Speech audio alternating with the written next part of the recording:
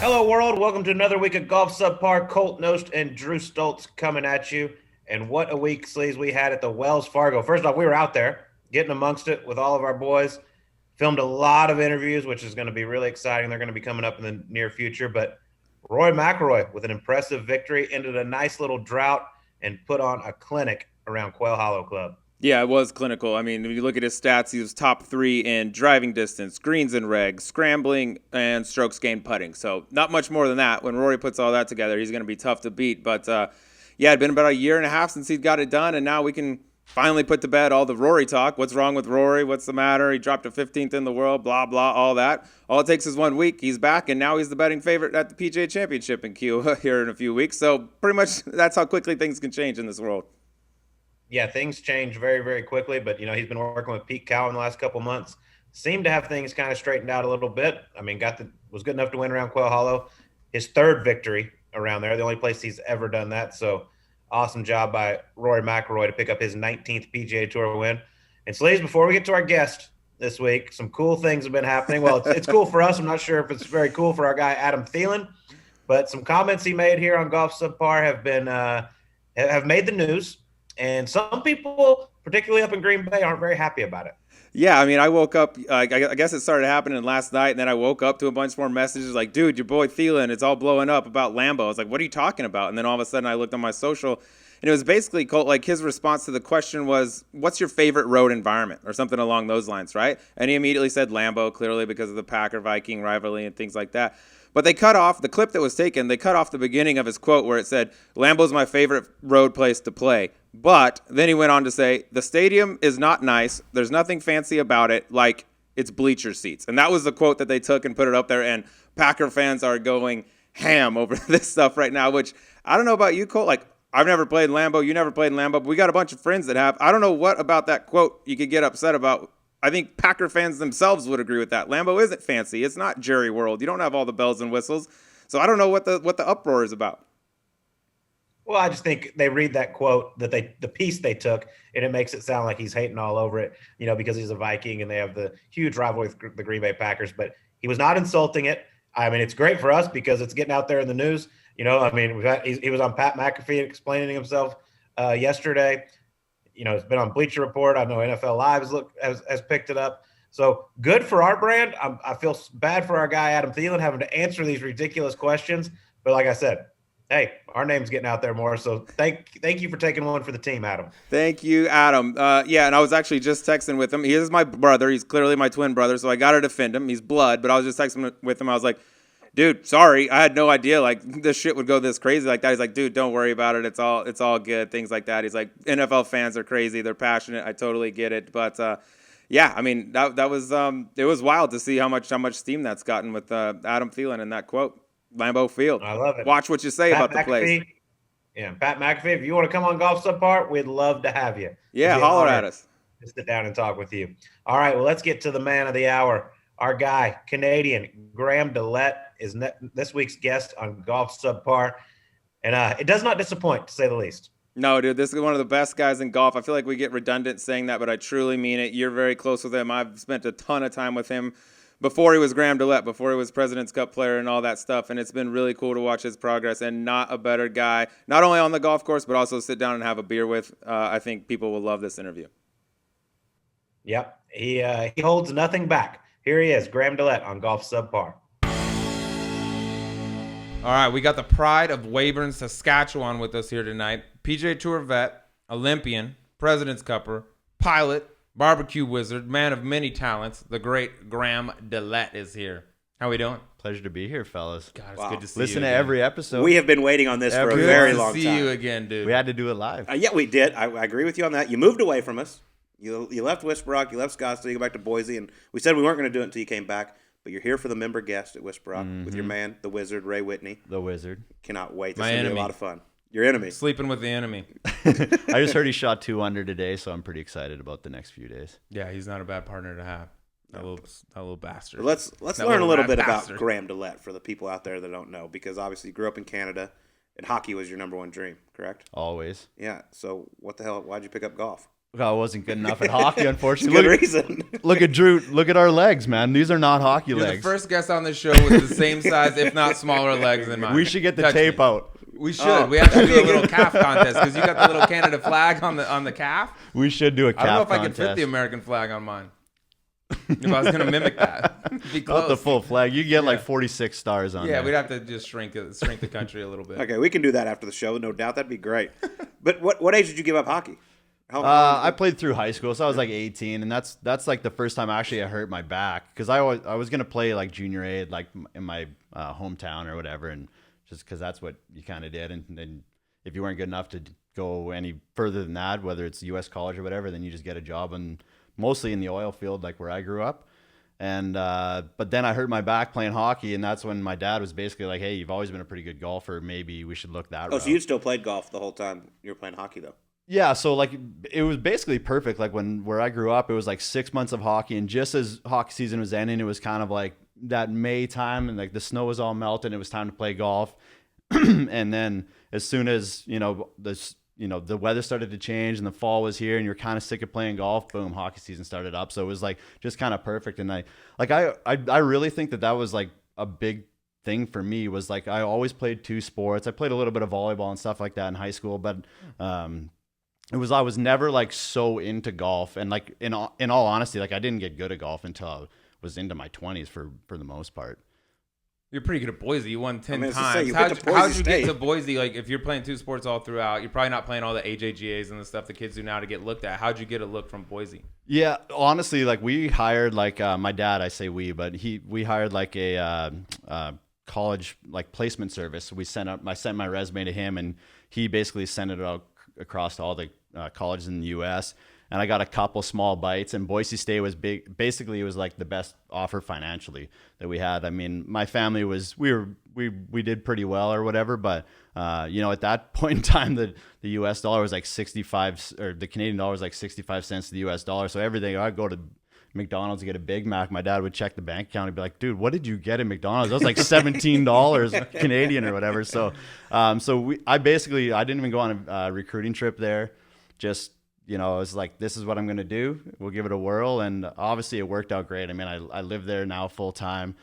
I met my wife there. It's such a great city. It's booming right now. And I couldn't be happier. Although I do wish I still spent a little more time here in the winter. But Yeah. But Boise, As does sneaky everyone. good downtown, though. Great town. Oh, my gosh, I've had a lot of fun there. A little It's too a much fun great, sometimes. great town. It's exploding, though, right now. I think places Were you blowing up. Were you big into like going to every football game? Got the blue turf and everything? every game that we were, when I was at school, every home game we went. And then even like to this day, like if I'm around for a home game, I still like to go. Yeah. So you're on the front end of Boise becoming the Boise State. Right when I came, it was actually crazy. And I tell DA, because Oregon State came to town, and we like absolutely smoked them. They were up like 14-0. I think we ended up beating them like 45-14. That's when DA was quarterback at Oregon State. And that was like one of the first games that I saw. I was like, oh, this is amazing. And we lost like 2 home games, maybe only one actually in like the whole time that I was actually at school. And it was the same time you were at TCU, and we were kind of like the little engines that could in the NCAA or whatever. Obviously now you guys are in the Big 12, and we're still kind of like stuck in a rut just trying to get to the next place, but hopefully that happens for us. Yeah, and then they threw us in the BCS the one year. It's like, And oh, we here, we're smoked, both unbeaten. Throw the kiddies table over here. I remember having a few cocktails at that Might have had a Fiesta couple. Bowl Yeah. and running out of the stadium going, TC who? TCU. That's good. That's good. Yeah, I like June that. Vincent never heard it. Never heard it. That is fantastic. What year were you in school when Mike Weir won the Masters? That was 03. So I was at Pocatello, Idaho State golf tournament in Blackfoot, Idaho, when that all happened. And I came in. He had just made the putt on the 72nd hole to go to the playoff. And that was like. So you didn't get to see the whole day? No, that was. I mean, I've seen the replays and everything since, but live, no. And like I remember finishing. And just running straight in. My dad was actually there, ironically. It was like the crazy. And like we were like, there was like him and one of his buddies came down. We're like 3 Canadians in there. We're like screaming, and all these other kids in the teams are like looking at us like, what the hell is going on? Like, why are you guys so active? But yeah, that was a big moment, in Canadian golf. I was going to say, history, explain but how big that was for Canada. huge, not only just for golf or just for sport, but just like just in general for like humanity. I mean, like he's an absolute legend in Canada and always will be. I mean, you name it, he's basically he can do anything he wants in Canada. Like, I mean, if he wants to drop the puck at the Maple Leafs game, he can do that. If he wants to, the green jacket is basically a golden ticket to go anywhere you want to go in Canada, at least for 1 year. And yeah, man, he earned it. He was number 3 in the world, and he was one of the main reasons why I got to where I got to. There's a lot of young Canadians on tour now, and I would imagine Mike Weir is the reason why. For sure. And like the only guy that I don't really know that well who's really playing the best right now is Corey Connors. I mean, I know him to say hello, but right when I first initially got hurt, kind of at the end of 2017, it was right when he came on tour. So I don't know him super well, but I know like for like myself and Adam and David, Nick Taylor, Mackenzie Hughes, like I know because I've spoken with him about it, that he's the reason why we all chase the dream. And like, not that we wouldn't have anyways, but he gave us the belief that we could do it. Yeah, he's like a lot of the reason you talked about some of the young guys that are up there now. Tiger in '97 at the Masters, right. Like that's when golf became cool. That's when we started to do it. Guys that could play other sports all of a sudden went to golf, and like for Canadians, it's kind of like they all can remember that Mike Weir Masters, and like that's when golf became a reality in Canada for a lot of these guys. Yeah, for sure. And I mean, like at that point in time, I was starting to play pretty good golf. I was in my senior year, or no, I graduated in 06, so that was 03. Sophomore, whatever. Yeah, Boise State I didn't go to math. school that much. It's actually a funny story. I got my degree, but so I got a phys ed degree. Pretty much was just trying to get the Solid. easiest Coach some degree. dodgeball, Yeah. Communication seemed a little tough, so I went the PE route. But I was 1 credit shy because like we always played golf, like every afternoon, like 1 o'clock or whatever it was. And there was a track and field class that I hadn't passed, but I just kept like pushing it away and not taking it. It was like a 1 credit class. It was like a 12-week or 4-week class or whatever. Never took it because it was always, Wednesday afternoon when we play golf or whatever. So then it ended up, I was 1 credit shy of graduating, and my coach lobbied to the university saying, "Hey man, like this hurts our, what's it called? There's like a, Like the team GPA? Graduation. Oh, the rate. the graduation rate. There's like a word for it, APR or something like that. But it's like, this hurts our rate, but he's turning pro and like he's not going to come back to do a track and field class next fall. So I did like either. So they gave me an option in like the May of 2006, right after I had finished school. I did a social dance class for 3 weeks. So it was like 3 times a week. Got my social dance, got my last credit. They just made that my track and field credit and graduated. Any video of that? You in the social dance class? There's usually video. I think we had some video from your wedding. Dance. Oh yeah, there was some performances. Well, Andre stole that show. That's a story for another He's time. still- I he's listened still to that story concussed. when he was telling you guys that, man. I was just laughing. I'm like, I remember that sound of that. His head It was hitting the legitimate floor. scary. I was Yeah. out there, and Oh, yeah. the dance floor was like a skating rink at that point because all the drinks being spilled and people going crazy. And he came running out first time after you go say hi to everyone, and just nothing hit for his feet went out, and the first thing that hit was the back of his head. And I was like, I legit like Yeah, this it was might scary. actually It's be a a problem. problem. Yeah. Hey, this- so I'm watching The Wire right now. Have you guys watched that show? So Yeah, that's where the greatest. cutting the tie thing comes from. I think they do where that. he In like snapped- when he got you. yeah, when I you didn't. get I your first didn't, I case didn't or know that, whatever, but I just like hit that episode. Yeah, like he whatever. snatched Colt's tie and Yeah. cut it off. Tied around his Wore head. it around his head. More around his head. What a nice Like guy. Rambo. Amazing, you didn't have a great. You're the only dude at that wedding that played good the next week. You played Yeah. good. I should have 1,000. won. Yeah, you could have won. Missed the hole from like 3 feet like 6 different times on Sunday. Andres did not come close to winning. I think Andre set the He finished highest last by a long 36-hole shot. record on tour. What a legend. After Boise State, you turned pro, and I've heard some of your most fun times as a pro golfer were right out of school, Canadian Tour. I didn't actually even know you played in South Africa on the Sunshine Tour. Yeah. Tell us a little bit. Give us some fun That whole, stories. honestly, like I tell people, like even like yourself, like you never played mini tours. Like those were the most fun times of my life. And like you ask pretty much everyone, like I feel like you appreciate the PGA Tour more when you get there because you've lived like a broke life for basically 3 years. But like the camaraderie on that tour compared to the PGA Tour, that's where you want to be, obviously, because you know what else is fun is making millions of dollars. Yes. Like, It's a lot of fun. there's no question. Different types of fun. But like, man, like me, James Love, and Bear Jarash for the most part, sprinkling Drew here and there, and Mike Maisie and JC Deek and Pete Laws and some of those guys, Andrew Parr. But we traveled together, and like 3 or 4 of us in a rental car, and 3 guys in a room, high guys sleeping on the floor between the mattresses, and just crushing beers at every single Earls across You were a Canada. beer the guy? Canadians. Well, no, he I drank got this cocktails, kokanee but with the iceberg on top Yeah, of a little vodka thing. It was the first exactly. time I got introduced to it, and I'd have like one at dinner, and like these dudes, the Canadian dudes would be on their fourth, and Dre and I would look at each other like, what are we doing? These dudes are animals. This is ridiculous. oh, it was so much fun, man. Yeah, and so then I played in 09 because I would always come down here. So 06, 7, and 8 were the first 3 years I was playing mini tours, and then I was like, in 2009 I played pretty good on the Canadian tour. Or 2008, I played pretty good on the Canadian tour, and it got me status on the Sunshine Tour down in South Africa. And I was like, I was here playing mini tours, and my agent's like, hey, you can go down and play some. And there were actually co-sanctioned events with the European Tour. I'm like, fuck yeah, sign me up and get me on a plane like tomorrow. I'm going. That's a long ways. It is, yeah. I went there 3 different times that year. Wow. So the first time I went down, I played 2 European because I'm like, I'll go down and play because obviously we're playing for $100,000 purses here, and those ones were like probably like 1.5 million US. So I'm like, I'm not going to turn that down, obviously. So I flew all the way over. I finished 12th and 12th, Joburg Open and African Open. And so now, which is good, right? And now I'm like, well, now I'm like 3rd on their money list for their members. Like obviously there was European Tour players, but the way that it worked. So now I'm like, well, I should go back because they had all these different things that you could do for their membership would get you through to European Tour School, final stage or whatever it was. So I'm like, I'm going to go back. So I went back. I finished second in these 2 events. Flew home again, and then, but there's a caveat in this thing in order to get to I think if you were top 10 on the money list, you would get to final stage in Europe. And at this point, I'd gone to Q school every year here, got to second stage, missed by 1, got to second stage, missed by 2, got to second stage, missed by 1. And you know how it is. It's if you get to second stage and miss, you Might as well not have gone. exactly. Yeah.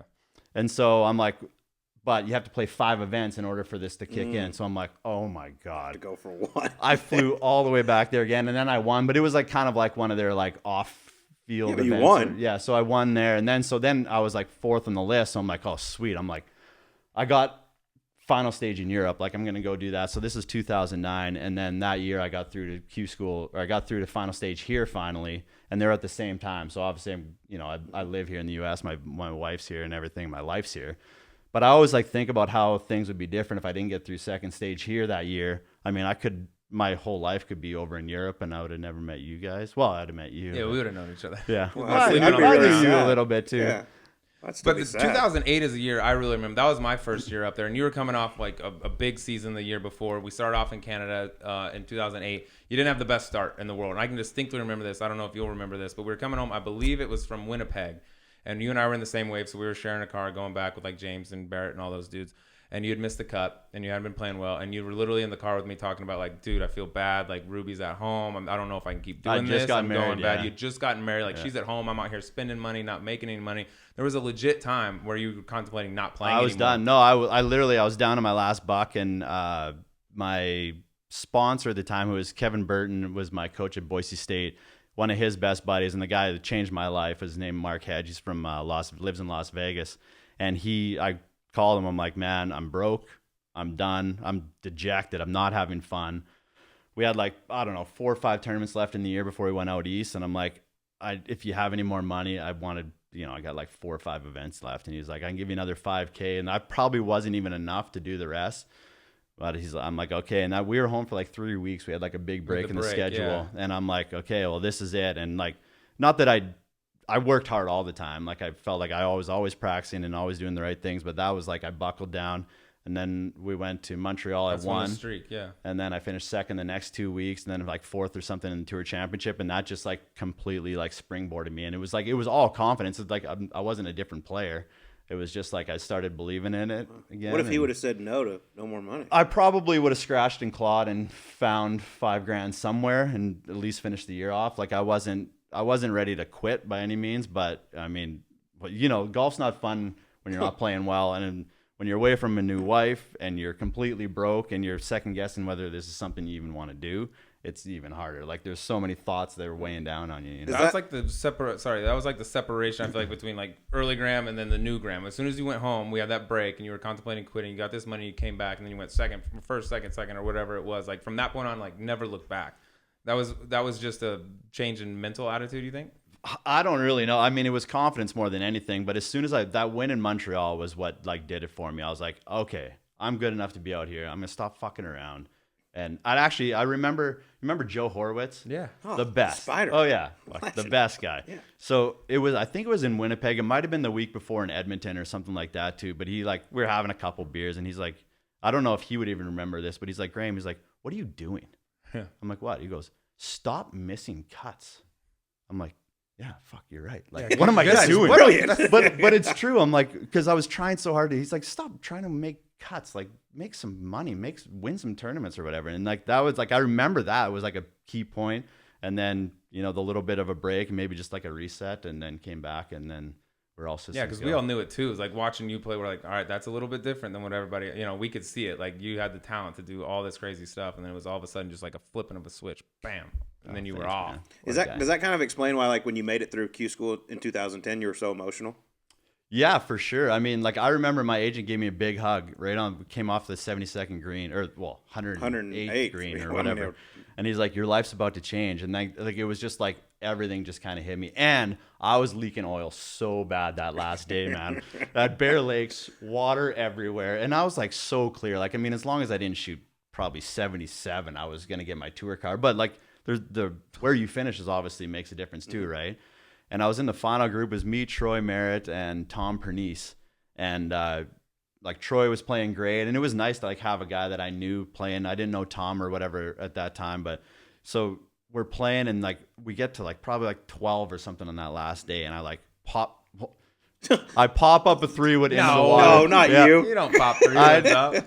I pop up this 3-wood into the water, and now I'm like, oh my god! Like, I make double, and I'm like, and then I like hit another ball in the water on like 14 or 15, but then I birdied 17, 2-putted a par 5, and then made like a bomb on 18, like, and then I finished 8th, and that like got me in everything in the West Coast. It was huge. Like at the time, it was huge, just like emotionally. But then I look back, because like I even got into Phoenix. I was like a alternate, but I got into Phoenix my rookie year, which is like that's a hard tournament to get into sometimes. So yeah, man, that was crazy. What a whirlwind. But yeah, when you're active, like you never failed at Q school, but when you fail at Q school, just like every time you go back, it gets harder and harder. And it really does, because if you get through your first time, you just think it's easy, and maybe it is. Why does everybody freak out? It's no big deal. Right, but scar tissue builds. It definitely does. And I listen to your guys' podcast all the time. I love it, by the way. Oh, thanks. That's why you're a guy. I know you got so much scar tissue, bud, from this Q school. It's just building up. You got so much scar tissue. It is one of those things, like just like you said, you get out first time, you make it through, you're like, oh, dude, what's the bit? Why is everyone, why are they writing books about this tournament? Like, it's not that hard. Just go out and play some good golf and you get through. But then you have the disaster and you miss by 1 at second. Then you go back the next year. Now you're thinking about it, and then you miss by 2. Or the more that it builds up, the harder it becomes to get through that stage and that second stage. And you realize the importance of it each time even more and more. And you see so many guys that they were great players, and now they're 28 and 30 and they're still doing it. And you're like, man, like how long is this guy going to keep chasing this or doing this? But it's like, well, it's all first of all, and that all you have to do is play good in second stage to get through. So it seems like that's good enough, because once you get to the web or the Corn Ferry or whatever, you're better than, because you see the guys that are on the Corn Ferry and you played against and you beat them all through college and mini tours and stuff like that, and you're like, man, you see them having success and moving on to the PGA Tour, and you're happy for them, but that you can play or with them or beat them like pretty much every day. Yeah, if all else fails, just start one of the world's best podcasts. No big deal. There you go. Then you can interview your friends. Yeah, it's very simple. But you've had some tough times on tour though, with injuries and stuff like that. And I know currently right now you're battling some, but what's been the biggest issue with you throughout your career with injuries? Yeah, well, my back. My back started bugging me probably when I was like 15 years old playing hockey. And it's like I was always between periods. I was laying on the floor. And when you're 15, you're limber, and like no 15-year-old has back issues. I was always stretching in between periods and that kind of thing. And then as I kind of like moved along, the first time I like really hurt my back when I was telling one of my dad's like, hey, maybe we should go the golf route.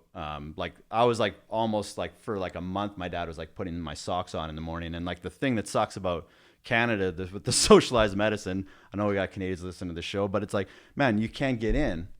You're in this like line or this queue. And then by the time I could finally get in for an MRI, which could have like changed my life at that time, because I was 18, I had healed and I was good. And I'm like, I don't need an MRI or whatever. I'll just go to college. And then it was always like 3 or 4 times a year, I would like throw my back out at school, whether it was playing golf or playing basketball or working out or whatever it was. And, I'd be laid up for 3-4 days and then I'd kind of bounce out of it. When you're younger, it's a lot easier. And then as you get older, it's just kind of like, and I don't know if it's from golf or if it's from hockey or if it's from the way that I swing or whatever it is, but like there's torque, on the lower part of my back. And and as I've gotten older, it's just like, it's become like, and both the surgeries that I had helped a lot. The microdiscectomies, which is what Tiger's had, multiple ones of those. It took all the sharp shooting, stabbing pain away that was going down my leg and everything. But now I'm dealing a lot more with just achy, sore, just kind of all the time. Even sitting here, I'm always kind of just adjusting or whatever, in my seat because I just can't ever kind of get comfortable. But that's our fault. We should have you a more comfortable chair. We need better chairs. lumbar support. Mark, what the hell are we doing here? Everyone's fired. Yeah. Well, give us an update. Where are you at right now, with your back and things like that? Yeah, so I just actually had another procedure, which was it's a radio frequency ablation, which is actually kind of neat, and it's something that I had kind of gone down the road a couple years ago and ended up not doing it.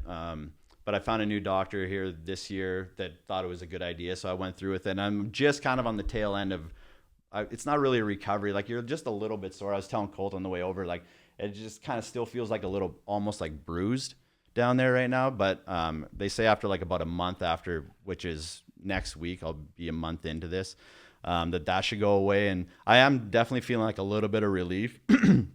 So I'm optimistic for the first time in a while because I was sitting down with my buddies in January having a couple beers. I'm like, man, I don't know if I can keep doing this. The chase is what gets old. You know what I mean? It's and it's people care and they're always like, man, you got to go see this guy. Have you tried this?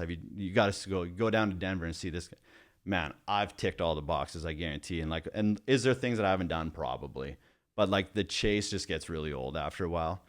So I'm really hopeful that this can give me a little bit of relief, enough that I can just practice. When I was out playing in the fall, I played 4 events and then withdrew in Houston because I was just kind of hurt and I was having trouble just putting the tee in the ground and getting my ball out of the hole again after 7th hole or something on Friday. Yeah, but that's one thing we've talked about over this whole time is I don't know what percent you were at when you were trying to play this past fall, but I was you can't play at 70% out there against these guys. They're just too good. It's tough, and it's man, it's harder now.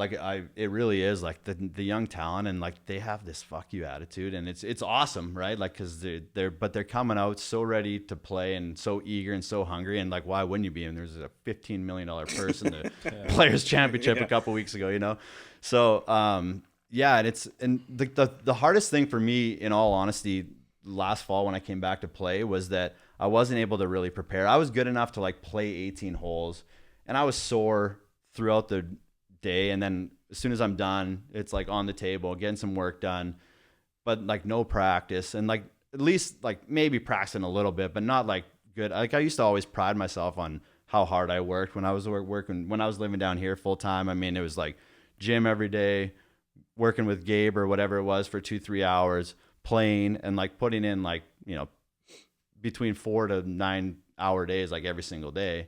And that gives you the confidence when you stand on the tee on Thursday morning that you deserve to play well, type of thing. And that's the one thing that I really struggled with last fall, is that I didn't really feel like I put in the work to deserve to play well. And I know that kind of sounds silly or whatever, but it's if you don't believe in your head that you're prepared or that you've done the right things, and you're already just so far behind the 8 ball. And that was a big part of why I just played so poorly. That, and I was just putting really bad. And you got to get so stir crazy though when you've been hurt for as long as you have. As soon as you start getting close to all right, I'm feeling better, you want to do something because you've been laid up for so long. It's dude, I got to do something or I'm going to go crazy. That you might push it and go a little bit too early, and it ends up setting you back. Yeah, and so my plan right now, and that's very true. So my plan right now is to hopefully this thing just gives me enough relief where I can I'm in decent shape right now, but I'm not training, and I want to get my body strong. So if that's 2 months of good hard working out before I start putting in those days and testing it, because I don't want to if as soon as I start feeling good, put in a 4-hour practice day and then be on my back for 3 or 4 days again. So that's kind of my planning. And while I do that, I can go play. Right now I'm playing a couple times a week with my buddies back home, and it hurts a little bit, but you're riding in a cart, it's not that bad, and have a couple cocktails, which is weird. When I was playing full, I would never have a cocktail on the golf course ever. I'd sit in the 19th hole with you as long as you want, but Now it's just like it takes a little bit of that edge off, and it's fun. It's fun. That's the solution. Yeah, You just exactly. load up that Yeti. They don't know what's inside of there. Okay, well, I got to ask you about this one thing, and you can totally tell me to fuck off. It's perfectly fine. But you were very open about your battle with the chipping yips. Uh-huh. And one, I'm curious why you were so open with it, because I think a lot of listeners out there will appreciate this, because I'm guessing they probably all battle this. But you were very, very open about it. You withdrew from, I believe, the memorial. Yeah. And you put out a tweet and said you're battling it. Scott Van Pelt was on SportsCenter, said the best thing he heard all day was that. He thought it was so cool that you were open and honest about it. What made you be open to the public about that? I really thought at the time that if I did that, it would like get me kind of over this like hump and like just I just felt like being honest, like because I could have easily, I've had so many back issues, I could easily said my back was hurt and taken a month off, but I just wanted to be honest because I thought that that would be the way that I would get through it. And in all honesty, like it's crazy. Like there's been like, support almost, there's a lot of people that obviously deal with it. I still kind of am. I was chipping one-handed when I went out and played last fall. But I actually got pretty good at it. Yeah, you did. That being said, I'm actually like, the last like few times I played in Boise, I've been chipping with two hands. It's not like every time, like I kind of always like know when it's coming, or I can think that it like might be, and it's like this weird, uncontrollable like, little hibbity jibbity, like right at the ball, like. And do you remember like the first time it happened? I remember it slowly creeping in, and it was at Quail Hollow. I think it was like 2015. Is it number 15, the par 5? Mm-hmm.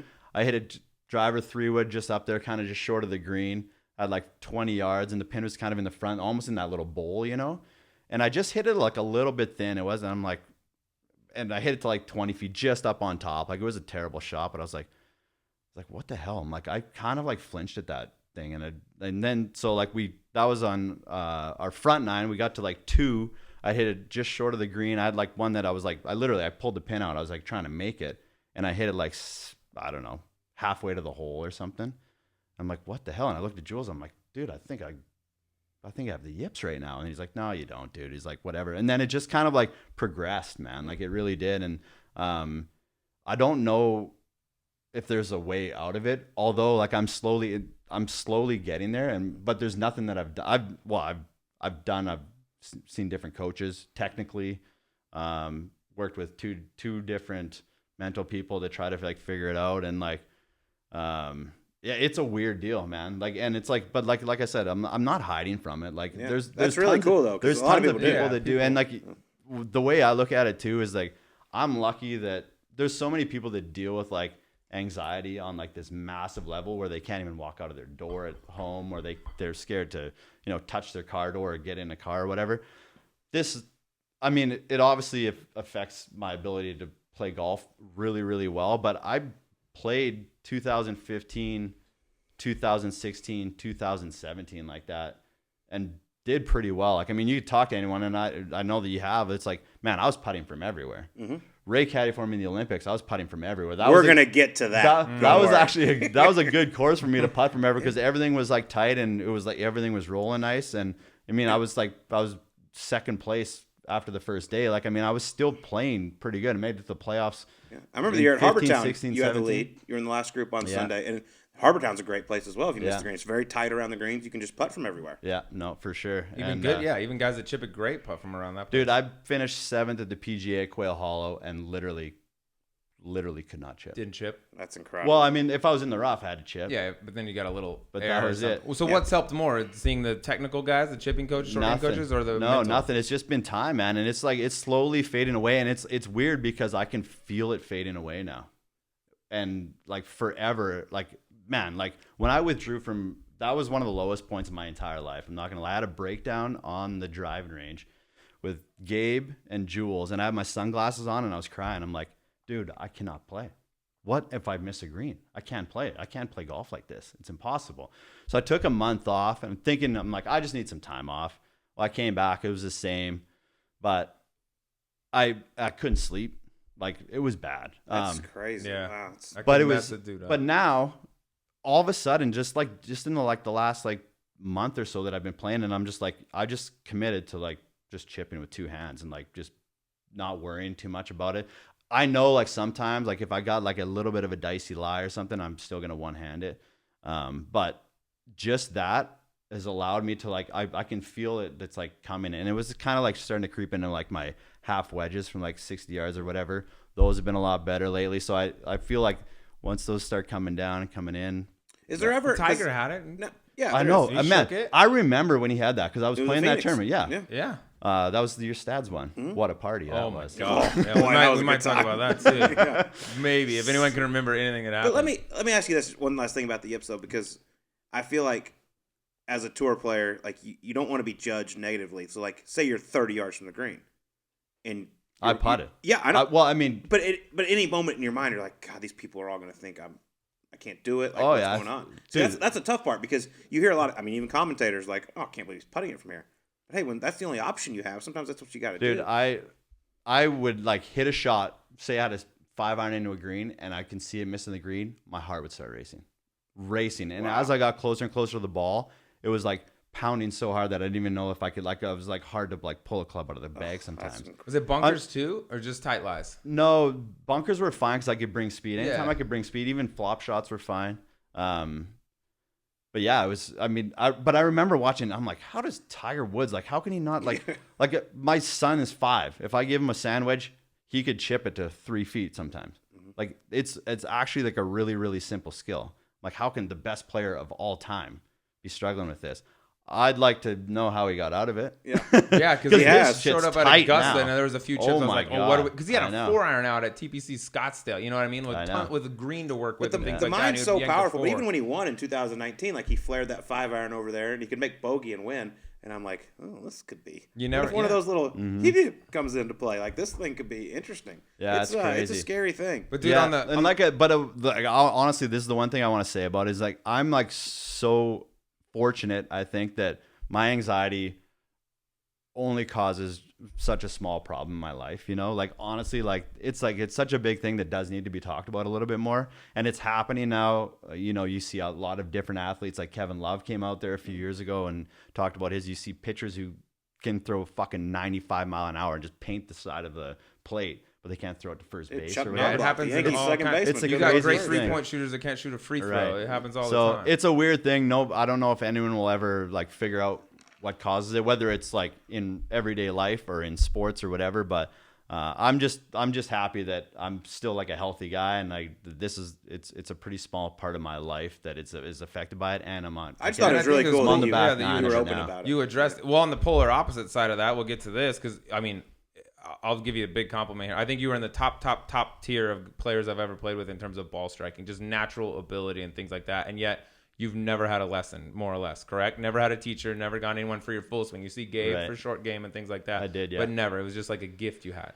Yeah, well, yeah, thanks. But it's like I honestly like I grew up. If you Googled Weir, Saskatchewan right now, you would wonder like how I ever got here to sit with you guys today. Yeah, But- to the big leagues. Yeah. But in all honesty, it's like I always feel like you're like a product of your environment growing up, and like we played in crazy winds every single day with these tiny little turtleback greens. They built like a new back nine when I was maybe like 10 years old or something like that. It was more traditional or whatever.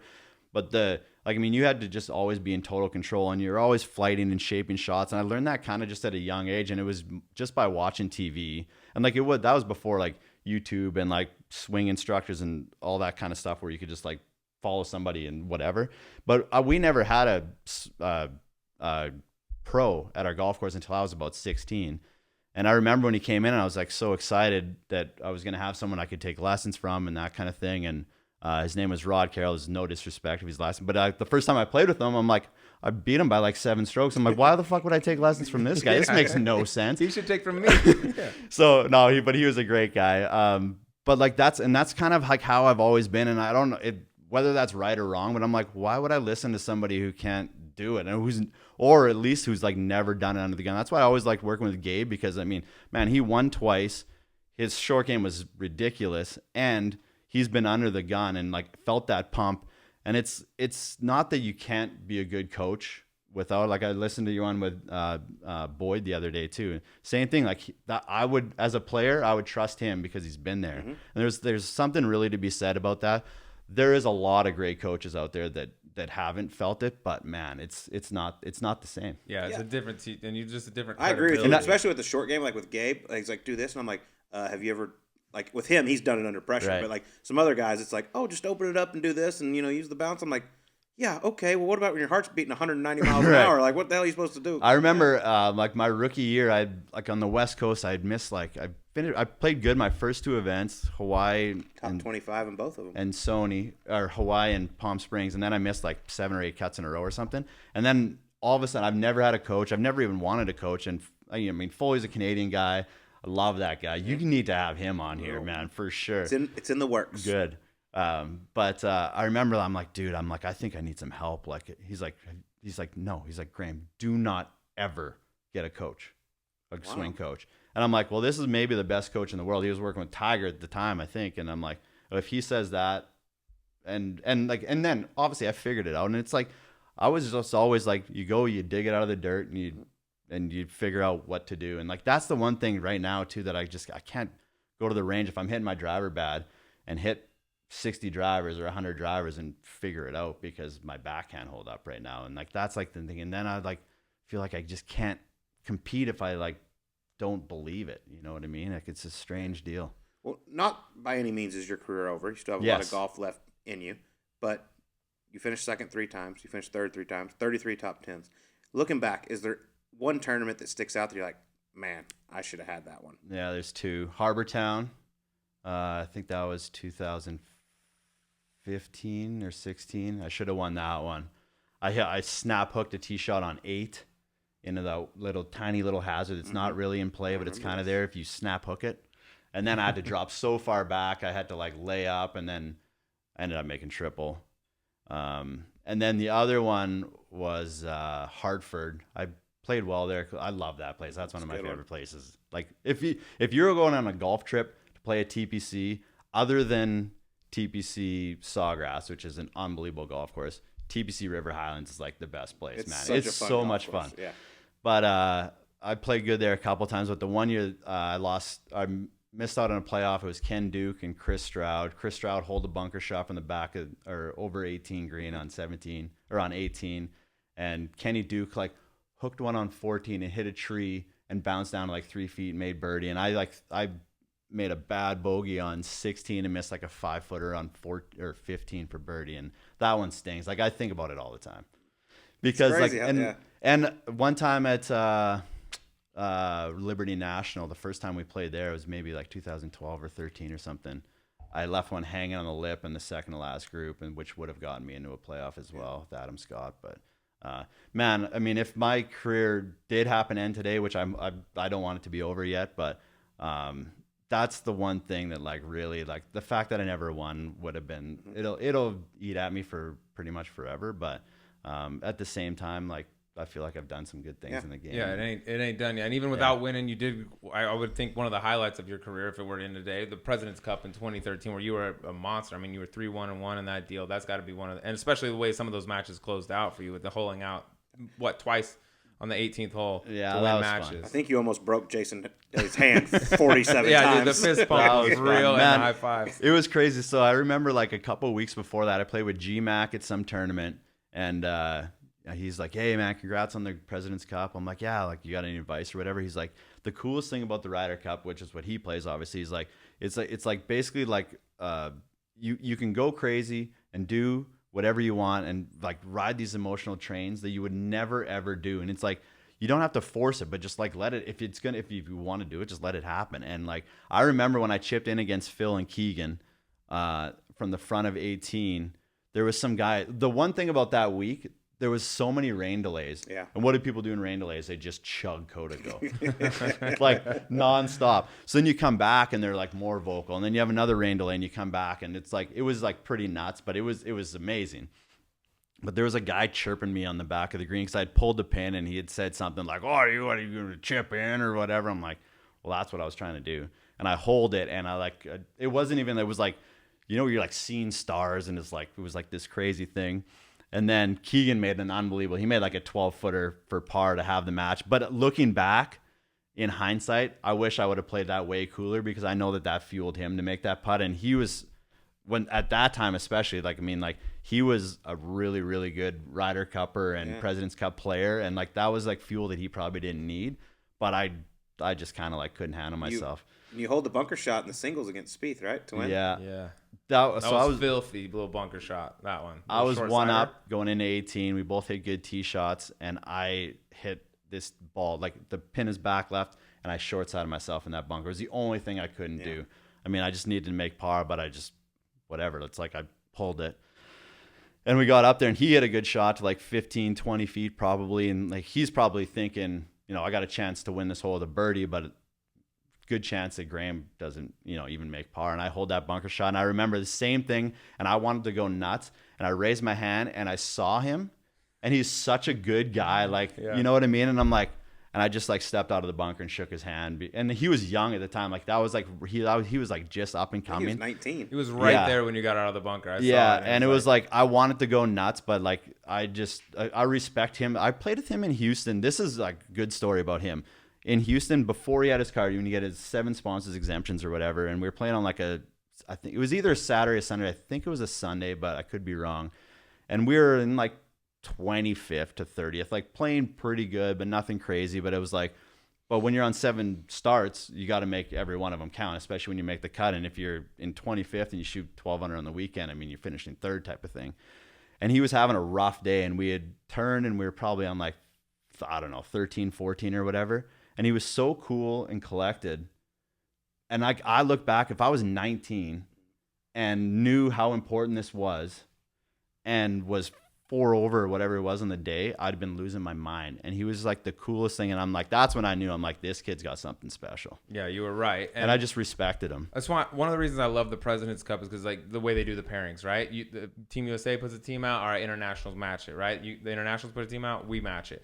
How did that matchup come that week? Did the internationals throw you out and then we matched with Spieth, or was it the other way I actually around? can't remember. I remember early in the week before the tournament even started, we were all like having like a dinner or whatever together, and Tony Johnstone, who is one of the assistant captains, who's an absolute beauty. I mean, there's a guy you should have on too. The stories that he's got from playing European Tour and stuff, but he basically just went and asked each guy, who do you want to play? If like, I mean, not that we're going to definitely make it happen. Who do you want to play? And that's what I said. I'm like, I want the kid.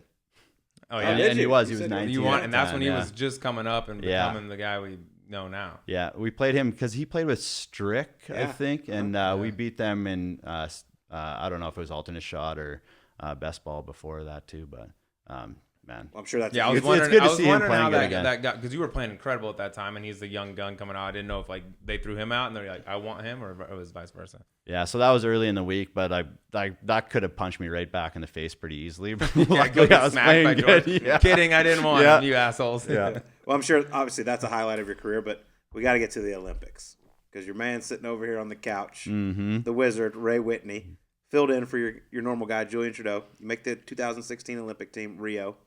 What was that whole experience like? You were the first group off because technically Canada was the defending champion from 1904. Right. And so they put it all on your George shoulders. Lyons. George Lyons. Long time defending. Yeah. Very well done. I was wondering if you knew that.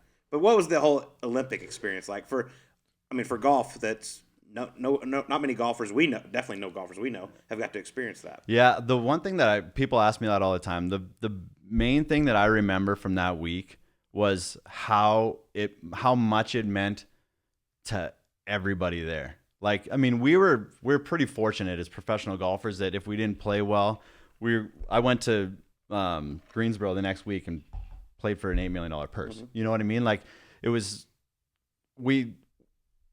some of the people, like, we met, like these like field hockey players and like boxers and all these, and like they're literally living, 3 of them in an apartment in Calgary, and they're just trying to make ends meet for 4 years to peak, and this is what they've worked their bags off for so long. And so we walked in the opening ceremonies, and the emotion that was pouring out of all the other athletes, that's the one thing that I'll always remember, and it like makes my hair stand up on end just like right now just thinking about it, because it was like how important it was. And it was like, don't get me wrong, like I was super, super proud to be there with Hearn. But it was just kind of different. It's like, it's almost like the dream team, like going, it's like, yeah, it's cool, they're in the Olympics, but like the cool stories about the Olympics are always like the gymnasts or the, all the amateur, the track and field and that kind of thing. You could go down there and false start and all that work for 4 years. Exactly. It's over. Yeah, you get to see it up the next week. Exactly. So like that's the one thing. But I mean, I had so much fun with Wiz. He was in our little high-rise kind of condo thing that Team Canada had. He would always run down and grab a couple Molson Canadians for the boys and bring them back up because none of the other athletes drink. That's a good loop. That's but a honestly, good loop it's like from the fella. We're playing golf and it's like I have beers after I play golf. That's just kind of what I do. Yeah. So tell us a little bit about the first hole though. First hole, Olympics. You get the honor of teeing off first. And maybe the caddy might have substitute caddy. Was that first day or the second day? Yeah. Oh, I thought it was second day. But anyway, so we'll take a little pressure off him. But we're still in second teeing off. Yeah. Like I mean, like we have a chance here. Yeah. Like we only need a top 3 here. Like the goal is always to win. But like man, there's been a lot of third place finishes where I'm like, fuck. But this one would be a nice one to have like that bronze medal to chew on. But so anyways, we hit our tee shots. We like walk out and it's raining. So he's got the umbi, and you know how like important it is to have a caddy in rain and keep everything dry, and it's hard work for a caddy in the rain. So we get down there and I'm like, okay, we're like, what do we got? He's like, oh, we got like 255 front edge. It was a par 5. And I'm like, okay, he's like, where's the pin sheet? I'm like, what do you mean, where's the pin sheet?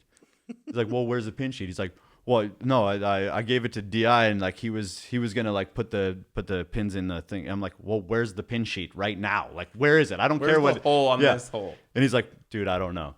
So good thing I have an unbelievable athlete on the bag. He full out sprints 300 yards all the way. 300 yards all the way back now, and we were waiting for the green to clear anyway. So he got back just as it was kind of my turn to hit, and we got it all figured out. That had to be such a cool. You take the bag here for a minute. I'll be right back. Yeah. Come on, Ray. You're better than that. He did a good job. He was totally into it, and it was like I said, he got our beers. Where does the Olympics rank in your career? It would probably be President's Cup, Olympics. See, that's one thing we talk about it all the time on our SiriusXM show about how the Olympics, like Dustin Johnson said, he's not going to go to the Olympics in Tokyo, and it's just it's different for golf because they're in their mind. I feel like in golfers' mind, it's let's peak 4 times a year, and it's at the majors. Yeah. If you win the Olympics, I mean that's awesome. That's badass. But at the same time, it doesn't that's not what you're going to be remembered for. Yeah, it's too bad, and it's like, man, I really think that the what they should do is make like a team thing with the women. Like I think that's the way to really make it intriguing and make like scores count. Like maybe do a best ball, like a 4-team, 2-person best ball, 1 male score, 1 female score or something, and make like a team medal. And this way you're still keeping your individual scores, so you can still go for the individual medal. But then you have maybe you have a men's team and a mixed team or something like that. I think that's like the one thing they're kind of missing. And like women's golf is like doing good right now, and like that could be like the really thing to propel it. That's a good point. And I think that they're just missing the boat there. And I don't know who's in charge, if it's the International Olympic Committee or the Federation of Tours or whoever is choosing the but like to just have like, I wouldn't say just another tournament because it's the Olympics, but like make it special, make it something different. That's why New Orleans is so cool, because it's something different. That tournament was like, you go there and it was always like thunderstorms, and you would sit in the fucking locker room for 7 hours every day. And now it's fun. Guys want to go because it's a team event. It was a brilliant. I always say this: like Justin Rose is a phenomenal player. He's going to be remembered more for winning the U.S. Open and the FedEx Cup than he is for winning an Olympic gold medal. For sure. Yeah, that's unfortunate. Yeah, most people couldn't name the silver and the bronze winner from Rio, and that's just the reality. And it's also because of the schedule the PGA Tour has right now. There's no time off, anyways. Like guys got to prioritize their stuff, and just because of the way things are, the majors and everything else, FedEx Cup are going to take priority over that. So there's got to be and to something. go like, I mean, if it was in Atlanta like in '96, guys would play. Probably cruise over, and then you guys had like Zika or whatever it was. Yeah, that's why Jules ended up not coming down, because they were trying to get pregnant at the time, and that was like one of the things that Zika had. Like whatever, messed up. But Steve Elton and I sent you an amazing hype video before. That's right. I forgot about that. I still have it. It's unbelievable. We might have been a little drunk when that happened. Oh, I forgot about that. Rubes texted me. She's like, "Hey, can you send Graham like a little good luck Olympics message?" I'm like, "Well, I'm blowing about a 4-0 right now with Steve Elkington, but sure. It's a great You video. got I'll show it. it to you later. But yeah, we did it. You got it. All right. Should we get to the emergency 9? Let's do it. All right. You know all about Let's do this. it. I'm And interested to see this first question. Let me lead this thing Okay. off because I think I got a good ender. All right. Movie being made about the life of Graham DeLaet. You know the deal. Who you want playing you? Well, originally when you guys first started doing this, I thought Leonardo DiCaprio but you know the bearded one when he won the or When he hit inside the bear? yeah, what movie was that? I can't remember. The Remnant. Remnant. Yeah. Yeah. Is that what So it I was? was thinking that one because with the big The beard. grizzly bear one, yeah. But someone told me once that I look like a googly-eyed, ugly Colin Farrell. So That's exactly what I have written down. Googly-eyed. No, I'm just kidding. I had Hugh Jackman because he's got the beard and everything. he's a little yeah, better Wolverine. looking and stronger. I was going to say, think I'm you're that nice tough? to you. I like you. Yeah, that's a hell of a compliment. I had you when we need like a witch doctor or something for this. I had Paul Walker. Oh, Yeah. Okay. Yeah, and he can drive. I used to have that Yeah, fast dude, car. you get away from anything with Yeah. him, with him and on the lead. All right. All right. Number 2. I don't know if a lot of people out there know this, but you two actually had a fallback plan if golf didn't work out. It was to be a rap career. That's right. Well, it was mostly Drew's. I was kind of Yeah, but you- I was you going were to in there. piggyback. I was going to That piggyback might on have been him. my ninth He was question. the Oh, well, he was the front member of the band. okay. Well, yeah. let's just skip my question and save it for 9. But I was going to say, who was the more talented rapper between the two of you? Oh, Drew by a mile. I think we need He's to a do the natural. just due for this story and this group that we had formed up in Canada. So maybe we'll leave Let's- it till we'll 9. get But to that's it. a good. This is Okay, We don't perfect. do a lot of prep for these shows. We don't talk a lot before this. Well, we were show. supposed to talk, but I picked you up from the airport. All right, we Right. have all right. We'll do the next one then. Which cast member from Trailer Park Boys is most like you? Well, like I Canadian told you, hits. you're J-Rock, Oh, 100%. I don't even know what trailer. 100%.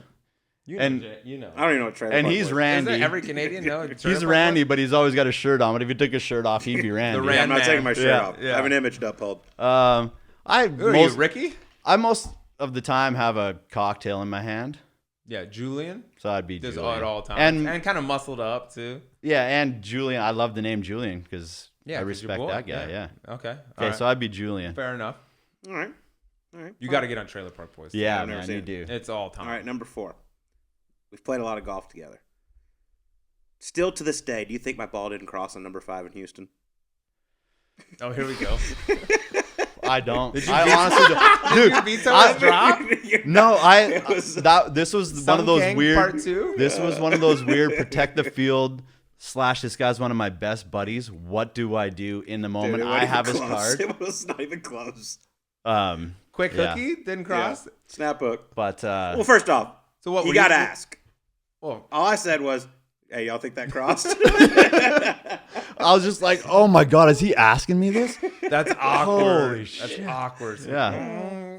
It'd have been easy to say you know- no to like 80% of the guys. Man, I don't No think chance. so. Graham's like, "Man, I mean, dude, Colt, honestly, I don't think it crossed."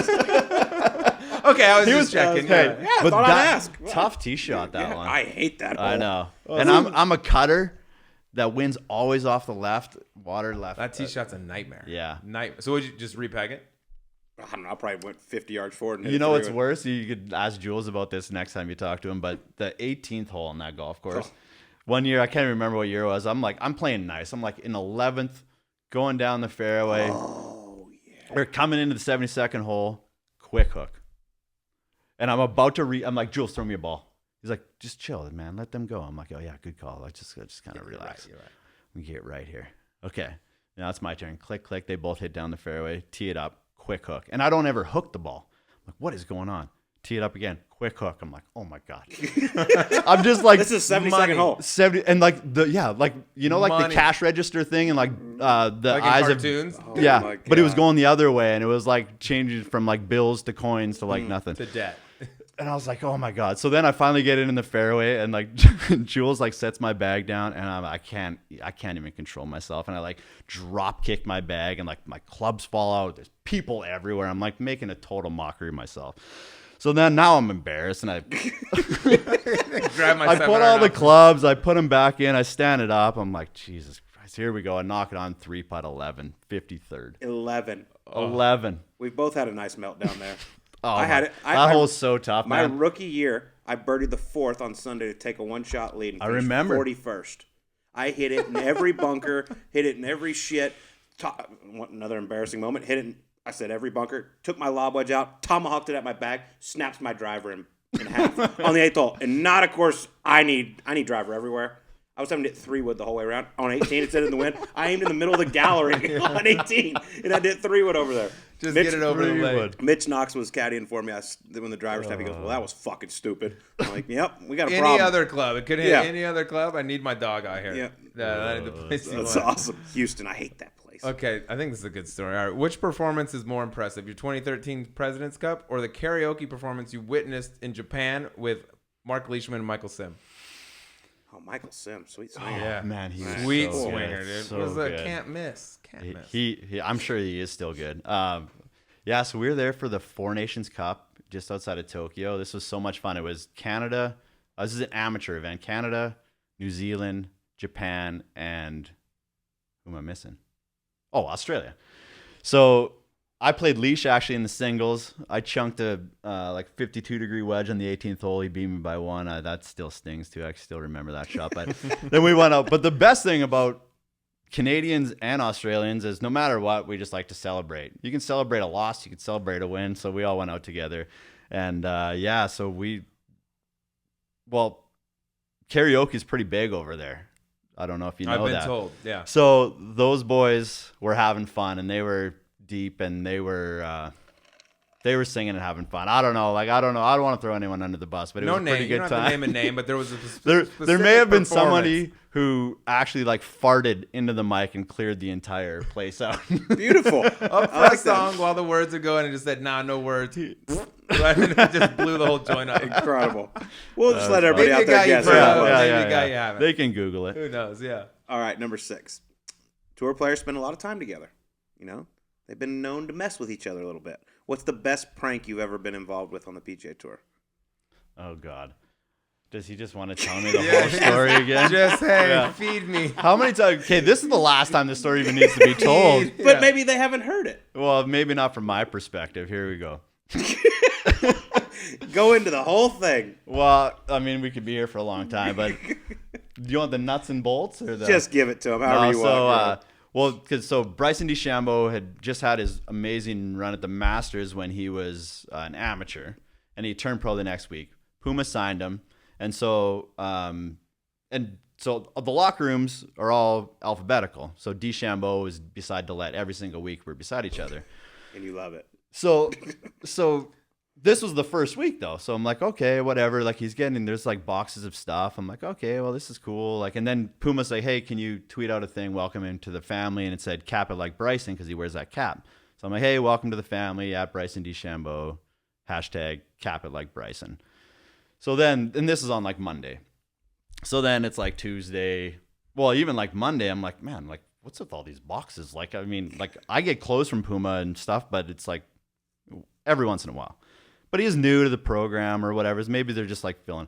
So then it was the next day, it was the same thing. I can't open my locker, and I'm starting to get kind of mad. I'm like, what is going on? So I start throwing his shit up on top. I'm like, what is going on here? So I tell Cole, I think we played a practice, and I'm like, man, this kid, I know he's a hell of a player, but he's wearing me out with all these boxes. all 2 days. Fucking gear he's getting. So fast forward now, and he's playing nice. And I was actually playing nice too. We were in the couple of last groups or whatever, something like that on Saturday. But so I get to my locker. I don't know if it was Saturday morning or Sunday morning. Oh, that's the thing I'm not supposed to do. You're fine. Yeah, You've done great. We'll figure it out. And there's one of those, those tartan, they wear the tartan jackets. So there's one of those tartan Bryson hats in my locker. And there's a little yellow sticky tag or sticky note on there, and it says on there 2 Graham, or no, it was written on the hat. Yeah. 2 Graham, best of luck with your career, Bryson DeChambeau. I'm with my career, I know that his career is way better than mine now. But you just got at here. the time. Yeah. He's been pro for a minute. Yeah. And this is my 4th year on tour or something. I'm like, oh my God, now I'm losing it. And I storm out to the range, and were you playing good too or whatever? So I get out there, and I'm like, Colt, you wouldn't fucking believe what just happened. I went into my locker, and this kid, this rookie or whatever, I'm like, he's got this hat, and he's signed it, best of luck in your career, Bryson DeChambeau. I'm like, can you believe that? And he's like, no, and 8 miles caddying for him. He's like, dude, that's messed up. So I like go over, I start warming up, and it's like it's still just bugging me. And I'm like playing good. I'm in like the second or third to last group on Sunday. I'm like, why? I gotta get over this right now. So I went over to Colt. I'm like, dude, I think someone's messing with me. And I just see him and like 8 Mile about to blow up. I'm like, you're fucking messing with me. It's you. And they couldn't stop laughing. But he had Bryson didn't know Does about he know that like, story? no, Bryson. I told him in Vegas. Tears in his eyes. Dude, I told Bryson in Vegas one night, and he laughed his ass off. He thought it was hilarious. Just Graham spent storming out $36 on that out hat. of the locker room. Yeah, so he sent John to the merchandise tent to buy one of those tartan hats and put it in my locker. It was a pretty Who good signed it? move. You mimicked the signature? I just made it look. I mean, he didn't know what Bryson's Just signature looked like. BD, I'll whatever, give him credit. That was a pretty good one. And yeah, he actually came up to me in Vegas on the range that day. He's like, or the next day, he's like, dude, I didn't know about this story. That's pretty funny. No, dude, we're totally cool. Man. Trying to get some more gear set next week. Yeah, maybe take care of those boxes next time. Sorry, Graham. Oh god, that's a good story. All right, next one. This is perfect since he's in the building. Which Canadian hockey player would make a better Prime Minister of Canada, Ray Whitney or Mike Commodore? Ooh. Oh, hey, you haven't seen this. Oh, Check this out. Oh, Yes, God. there's Show the your. camera. Who doesn't vote for that? By the way, See that? Yeah, show that to the he's, cams. He's had this. I've had this shirt now. he wants you to pack your shit. That's a I've good had- campaign slogan. I literally have had this shirt for probably 4 years when he started doing this during the trade deadline or whatever. I'm like, when am I going to wear this? I'm like, I can't get rid of it because there's going to be an opportunity. And his episode was hilarious, man.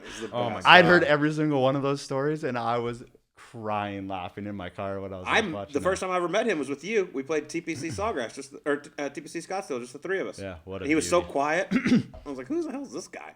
Yeah, Now- he's a pretty reserved. Now fellow. look at him. Okay, well, Yeah, who's running the country? okay. I could make a case for both guys. I think Ray has the intelligence, the calmness, the demeanor to Intelligence. really Interesting. never really an just- adjective I've heard. to get the country behind him. You know what I mean? yeah. So if you want that kind of leader, you go with Ray. If you want the don't give a fuck kind of guy and like, hey, this is what we're doing. If you don't like it, move Pack out of your Canada, shit, yeah. pack your shit. Yeah. then it's calming. Both are great choices. Yeah. Co-running You can't mates. miss. All right, number 8. Obviously, grew up being a hockey player. If you could get in an old school hockey fight, drop the gloves, pull the other person's sweater over their head, any PGA Tour player, who would it be? Oh boy, I'm gonna start a beef right now. Just go ahead and say it. Don't look at me. Yeah, why? He's not a PGA Tour don't player. look at sleeves. Neither am I anymore. I've had a couple run-ins with Patrick Reed. It would probably be him. Oh, interesting. Kind of figured that was going to be the answer. Oh. Hey, we're all being honest here. Yeah, I don't think you're the only one. You think you take him? Oh, yeah. Oh, yeah. That's awesome. Okay. All right. All right. I was wondering if there was going to be a no comment or if you were going to throw it out there. I was Nah. leaning towards no comment, but I like that. Fair. It's fair. All right, sweater over the Could head. get me in trouble. I Good don't luck, bud. No, it ain't going to get you in trouble. Graham will be back soon. Watch your back. All right, last one. This is where we get to it. All right, like Colt teased it a little bit. You were part of an uber talented rap group. Possibly could have taken over the music industry. Is that your biggest regret in life? You didn't pursue that music career. And Well, let's talk about the group. It wasn't even you quit. You were our lead man, like I said. I was like You quit? Beyonce. I just kind of outgrew the group, dude. Honestly, I was like, who are these? The Destiny's Child. I have not heard that you were the one that quit. No, I never quit. So it was you two. Yeah. And We were the- anybody Well, else it or was just you mostly two? him. Well, Barrett had a couple Barrett rhymes was like a in there. producer. threw He in a made the couple. beats. That's probably why we didn't make it. Well, Beats I've were heard a shit. few of the songs, and I've really been begging a He's lot of people. amazing. I've been begging a lot of people to get me the Dude, CDs. They're buried. No, they're bud. gone. They're gone. Don't ever even. Look And like for 'em. mine were like, I mean, he actually put out like good music. Mine were stupid. Good music. Give us a little. I know you remember some of it. Give us, Well, give us I don't one want of to those. throw him under the bus. I No, can't do nothing it. bad. Well, No, they're all pretty I bad. I honestly don't even know. I've made so many platinum hits, dude. It's hard to remember. Wait, dude, do you remember in C4? So we got this. This is when you were in your hot streak, when you were debating quitting and then C4, caught fire. that's where it You all bought the happened. laptop on the way over there, and you're like, dude, this has a thing called GarageBand. We Right. can record songs. We're like, holy shit, no way, dude. We're in Canada. We're gonna go to C4. There's nothing to do. We were playing that golf tournament over there, and it was like Thursday or Friday after the round. Typically, you eat lunch, go hit some balls, maybe practice. I probably shot 74 like I normally do. And we're all kind of looking at each other on the putting green like, You want to go make an album? And they're like, yep. And we all just packed our shit up and went to our billet's house. He was amazing, honestly. Well, have you heard him freestyle? You should be freestyling on here once in a while. I believe on you your actually show. one day you gave me a ride home. This was 6-7 years ago, and you actually played me. You had some. It was probably Dre. Dre might have had some. I think I don't have any. I'm gonna get to He's the I don't have sworn any. to like an NDA and it's punishable by death if anyone Yeah, ever no, it's gets probably out. Dre But, because dude, I we don't were have any legit. anymore. I wish that I did. We had a Scorpion Queen. That was my favorite Scorpion one. Queen. Yes. All right, the show. This has been great, dude. We love Graham DeLaet, dude. I wish you the best of luck in your career. Awesome. Graham, you're the best. Thank you so love much. you guys. Thanks, dog. Love you guys. Scorpion Queen. That's what it was. Erase that shit.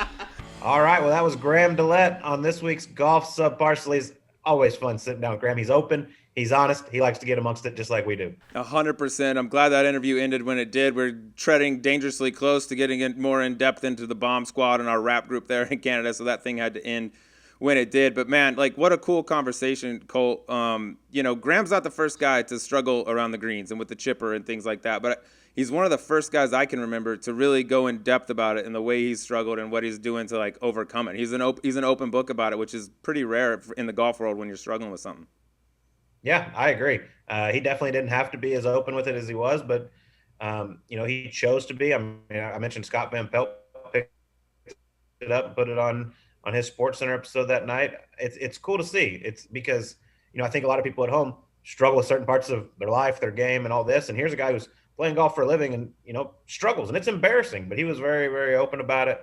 But he's always been one of my favorite dudes. We meant to team up several times in New Orleans. Injuries held us back from doing that. That's something I'm always going to regret not doing throughout my career. But he was also a victim of one of my favorite pranks on the PGA Tour, and just an all-around great dude. I mean, he's the guy that he's really good at golf. He's incredibly good at golf. But at the end of the day, he's a normal dude that just wants to go down, have a beer, and watch some football at the end of the day. Yeah, the prank down there in Harbor Town was incredible. And I think another cool thing about Graham is like he elevated himself into one of the top players in the world. He's playing on the President's Cup. He's playing in the Olympics and things like that. But I can distinctly remember that time when we were in Canada and he was sitting there debating, like, do I even continue playing golf anymore? Is this it? Is it over? And he crawled all the way from that. And in a very quick span, too. A couple, just a handful of months later, his life looked completely different. And that's how close it can be for guys. You can be 1 minute be thinking about giving the game up, and the next thing you know, fast forward a couple years, and you're representing, the internationals on the President's Cup. Yeah, he's got a great story. Hopefully he can come back from injury and continue to play some great golf. Sleaze, you definitely cut into this lead a little bit here this past week at the Wells Fargo. I think ever since I've been on the road, I've been overanalyzing things. I'm up close and personal to these guys every day. I'm watching them on the range. I see guys hitting balls, hitting certain shots. I'm like, oh, and I start overthinking things a little bit. And my picks have gone kind of south. I've missed 2 cuts in a row where you had Victor Hovland last week, who you made up some nice ground with a little tied for third, I believe. Yeah, I've been waiting on Vicky Boy for a while. This felt like a good golf course to do it, but I've had some misfires in the past too. But I feel like tee to green. That dude's so solid. It was nice to see him to actually predict one correctly. So this thing's cozying up a little bit. It's getting a little bit tighter. Producer Mark, where do we stand on the money right now? Yeah, I wouldn't call it snug just yet. More snug. You're getting there. A significant chunk came out to the tune of $477,900 for Mr. Hovland. And that cuts your lead to Colt, still in the lead with $325,556 up on the Sleazy Man. That's pretty snug.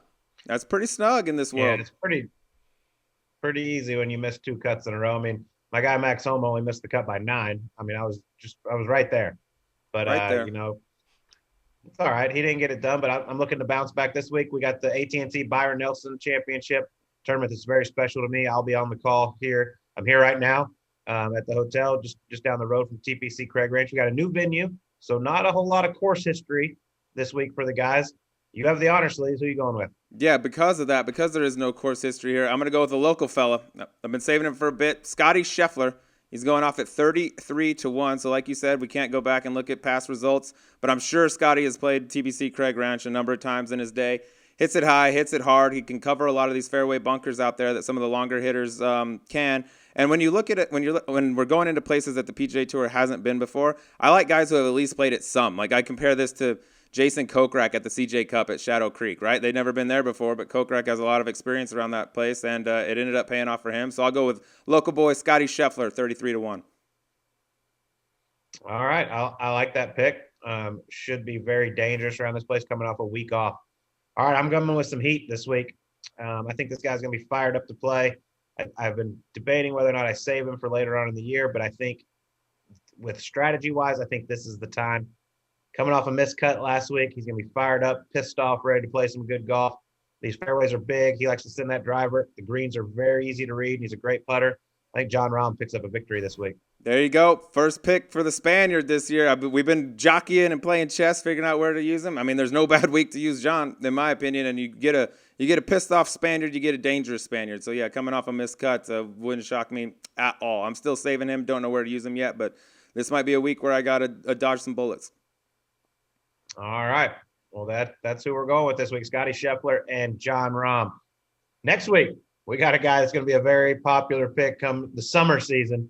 He absolutely is one of the most consistent guys on the PGA Tour. By far, the nicest guy I think we've ever sat down with on Golf Subpar. Webb Simpson will be joining us. We shot this thing in Charlotte, just down the road from his house, and it was a lot of fun, Sleaze. Yeah, we typically like to do our due diligence and reach out to some friends, get some funny stories, maybe something a little bit embarrassing. Webb is clean as a whistle. There is not anything you can find there. Would have had better luck digging up dirt on Mother Teresa than we would have had getting something on Webb Simpson. Yep, I love it. He is sneaky funny, too. I think y'all are going to enjoy it. Hope everyone has a great week. We'll talk to you on next week's Golf Subpar.